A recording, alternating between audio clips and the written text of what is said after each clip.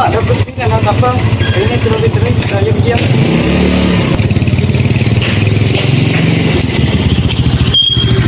Assalamualaikum. Salam syuting.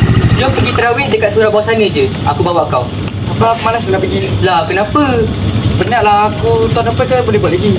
Lah, kau ni asyik ulang tahun depan. Tahun lepas kau cakap bersama, tahun ni pun kau cakap bersama, tahun depan pula sama lagi.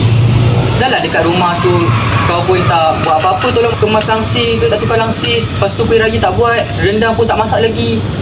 Ni ucapan raya dah buat ke belum? Belum. Lepas tu tunggu apa lagi? Sekarang lah. Jom. Burung tempua hinggap di titi. Yo pergi caw, yang berlagu. Hari raya bermaaf-maafan. Moga bahagia kekal selalu. Selamat Hari Raya Aidilfitri. Maaf zahir dan batin daripada kelas 3 bijak. Let's go.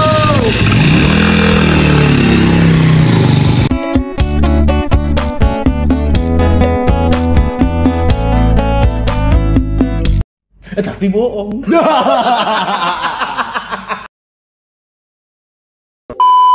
Aidilfitri, maaf zahir dan batin daripada kelas 3 bijak.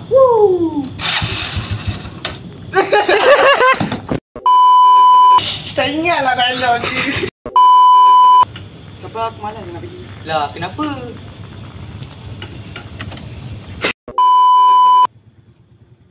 Alamak, dah pukul 9 lah, tak apa. Hari ni hari terawih.